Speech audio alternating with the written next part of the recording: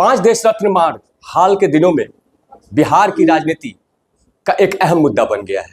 साफ तौर से तेजस्वी यादव ने उन पर लगे हुए सभी आरोपों को सिरे से खारिज किया है। दरअसल यह आरोप बीजेपी की तरफ से लगाया गया था कि पांच देश रत्न मार्ग को खाली करने के दौरान तेजस्वी यादव ने उस आवाज से कई चीजें गायब कर दी है। हमारे साथ बीजेपी के प्रवक्ता हैं, हम सीधे उनसे जुड़ते हैं। सर, क्या कुछ कहेंगे? कई तरह के गंभीर आरोप लगाए गए थे तेजस्वी पर और तेजस्वी ने इसका खंडन भी किया है।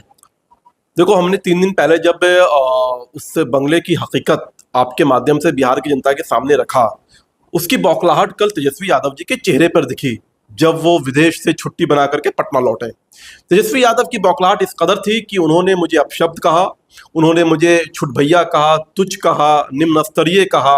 मैं समझ सकता हूँ उनके माइंडसेट को, क्योंकि वो महारानी के पेट से पैदा हुए हैं, वो राजा के बेटे हैं और मैं एक मध्यम गरीब परिवार से आता हूँ जो अपनी शैक्षणिक योग्यता और अपने कार्य के बलबूते दुनिया की सबसे बड़ी पार्टी के एक प्रदेश का मीडिया प्रमुख बना हूँ।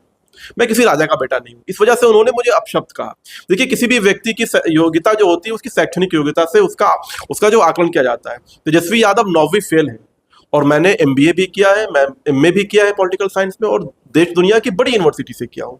मैं उनको चुनौती देता हूँ कि तेजस्वी यादव, मैं तुच्छ हो सकता हूँ, मैं निम्न स्तरीय हो सकता हूँ, क्योंकि मैं गरीब और मध्यम परिवार से आता हूँ, लेकिन शैक्षणिक योग्यता के आधार पर आपसे मैं बहुत आगे हूँ और आप चाहे तो किसी भी दुनिया के विषय पर आप मुझसे डिबेट कर सकते हैं। मैं आपको चैलेंज देता हूँ। और देखो, लोगों ने भी तो कई तरह के गंभीर आरोप लगाए थे। साफ तौर से पांच देश रत्न मार्ग से सोफा, AC, नलों की टोटी गायब होने का आरोप लगाया था। क्या कुछ? हमने आरोप नहीं, हकीकत बयान किया था और वो हकीकत इस रिपोर्ट की पुष्टि करता है।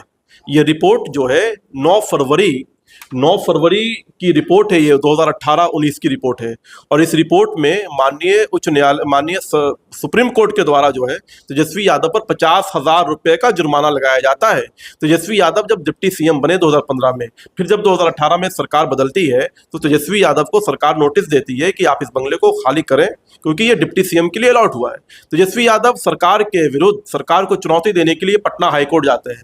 पटना हाईकोर्ट में कहते हैं कि मुझे 5 देश रत्न मार्ग में जो बंगला है उसमें रहने दिया जाए, लेकिन हाईकोर्ट उनके इस याचिका को स्वीकार नहीं करती है, तो वो उसके विरुद्ध सुप्रीम कोर्ट का दरवाजा खटखटाते हैं। सुप्रीम कोर्ट में जब ये याचिका जाती है कि नेता प्रतिपक्ष उस बंगले के लिए सुप्रीम कोर्ट पहुंचे हैं जिस बंगले में वो एज ए डिप्टी CM रह रहे थे, तब सुप्रीम कोर्ट के उस समय के chief justice Ranjan Gogoi, justice Deepak Gupta और जस्टिस संजीव खत्री की एक बेंच तेजस्वी यादव की आलोचना करती है और उन पे 50,000 रुपए का जुर्माना लगाती है और उनको आदेश देती है कि आप फौरन 5 देश रत्न स्थित डिप्टी CM के बंगले को खाली करें।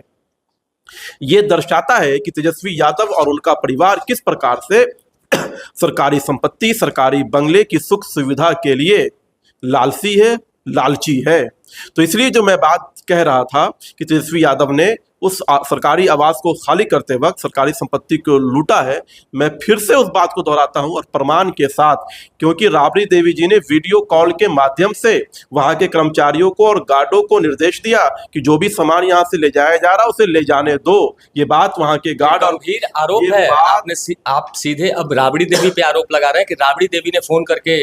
निश्चित तौर पर ये बात वहाँ के गार्ड ने मुझे बताया कि जब गार्ड वहाँ की बिलोंगिंग्स, वहाँ के सामान को ले जाने से रोक रहे थे कर्मचारियों के द्वारा, तेजस्वी यादव के कर्मचारियों के द्वारा, तब राबड़ी देवी जी का वीडियो कॉल आया था और वीडियो कॉल पे राबड़ी देवी जी ने निर्देश दिया कि ये सारे सामान को ले जाने दो।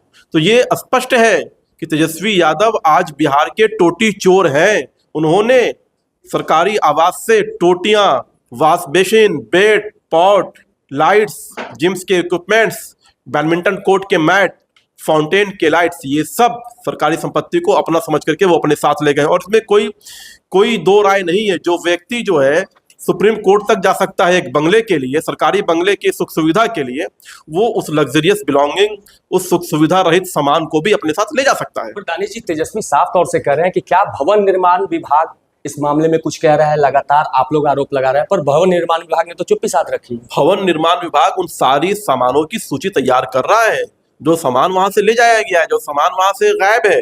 और भवन निर्माण विभाग जो है, निश्चित तौर पर उनके मंत्री के द्वारा भी ये बयान आया है कि वो इस मामले को देख रहे हैं, जांच चल रही है, सामान की मैचिंग की जा रही है, सूची तैयार की जा रही है और जो जो चीजें वहां से गायब है वो सारी सूची तेजस्वी यादव को भेजी जाएगी, स्पष्टीकरण मांगा जाएगा। और तेजस्वी यादव मुझे नोटिस देने की बात कर रहे हैं, मैं उनके चैलेंज को एक्सेप्ट करता हूं। हिम्मत है तो नोटिस भेज करके दिखाएं तेजस्वी यादव। तो जाहिर सी बात है कि ये थे हमारे साथ दानिश इकबाल। इन्होंने साफ कहा है कि तेजस्वी ने जिस तरह से चुनौती दी है उस चुनौती को स्वीकार करते हुए दानिश ने साफ कहा है कि अगर तेजस्वी को हिम्मत है तो नोटिस भेजे। तो दूसरी ओर दानिश ने साफ कहा है कि भवन निर्माण विभाग अब सामानों की सूची बना रहा है और जल्द ही उस सूची के आधार पर आगे की कार्रवाई की जाएगी। नीरज त्रिपाठी, न्यूज़ 24, पटना।